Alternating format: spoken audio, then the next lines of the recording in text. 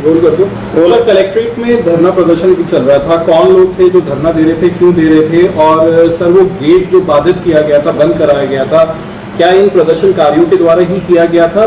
और बताया जा रहा है सर यहाँ पे जिला अधिकारी का भी ऑफिस है और जो पीछे कचहरी है उसमें कई जजों के कोर्ट ऑफिस है, तो क्या कुछ कार्रवाई की गई है? देखिए, 15 मई को थाना टीपी नगर से एक महिला चली गई थी, जिनके बारे में उनके परिजनों द्वारा 16 मई को गुमशुदगी दर्ज कराई गई थी।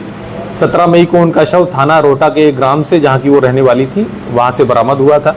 तत्काल शव की शिनाख्त की गई थी। सीसीटीवी के ट्रेल के आधार पर जिस भी व्यक्ति के साथ वो जाते दिखाई पड़ी थी, उसको गिरफ्तार किया गया था। प्रकरण में यह संज्ञान में आया था कि इनकी पूर्व से जान पहचान थी एवं आपसी विवाद को लेकर इस लड़के ने उनकी हत्या कर दी थी। इस लड़के का भाई और खेत का मालिक, जिन्होंने साक्ष्य मिटाने में इस लड़के का मदद किया था, उनको भी पुलिस ने अपनी तरफ से ही मुकदमे में नामजद किया था। इस मुकदमे की विवेचना क्षेत्राधिकारी ब्रह्मपुरी के द्वारा की जा रही थी। इनके द्वारा लगातार जो भी पीड़ित पक्ष है उनसे बात की जा रही थी। कल भी वो उनके घर गई थी और जितने परिजन हैं उनके द्वारा विवेचना पर संतुष्टि भी जताई गई थी, जिसके वीडियो साक्ष्य भी हम लोगों के पास मौजूद हैं।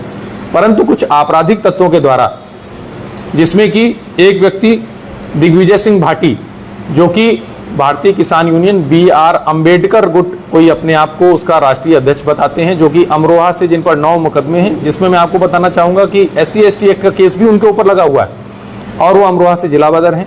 उसके अलावा नोएडा के एक रवि गौतम, जिन पर 4 मुकदमों का आपराधिक इतिहास हमें मिल चुका है, अन्य की जानकारी की जा रही है। एक अन्य व्यक्ति जिस पर राष्ट्रीय सुरक्षा कानून के तहत भी कार्रवाई की जा चुकी है। ऐसे व्यक्तियों के द्वारा भोले भाले लड़कों को, जिसमें कई नाबालिग लड़के भी शामिल थे, जिनसे हमने जब बात की तो उन्हें प्रकरण का ABCD कुछ भी नहीं पता था कि क्यों हमें यहाँ पर बुलाया गया है, उनको भड़काकर पहले सभी लोग शांतिपूर्वक कमिश्नरी पार्क में बैठे हुए थे। सभी अधिकारियों द्वारा उनसे वार्ता की जा रही थी। उनसे ये भी कहा गया था कि जिसको भी ज्ञापन देना है या जो भी विवेचनात्मक बिंदु आप चाहते हैं वो हमें लिख के दे दीजिए। उस पर कुछ लोग राजी भी थे, लेकिन इन आपराधिक तत्वों के द्वारा उन्हें भड़काकर कलेक्ट्रेट के गेट के सामने रोड जाम की गई, जिससे आने जाने वाले लोगों का आवागमन बाधित हुआ। जितने अधिकारीगण हैं उनका आवागमन बाधित हुआ। इनसे लगातार वार्ता जारी रही, लेकिन बहुत लंबा समय निकल जाने के बाद में और सारी चेतावनी इन्हें दिए जाने के बाद में इनको आवश्यक न्यूनतम बल का प्रयोग कर वहां से हटाया गया है। इस प्रकरण में जिन लोगों के द्वारा ये अराजकता फैलाई गई है और जिनका जिस प्रकार का आपराधिक इतिहास है, उनके विरुद्ध सम्यक धाराओं में थाना सिविल लाइन पर मुकदमा पंजीकृत किया जा रहा है। इस प्रकरण में अभी तक 5 लोग हम लोग की हिरासत में आ गए हैं। अन्य लोगों के लिए हमने टीम लगा दी है और इस प्रकार की अराजकता बिल्कुल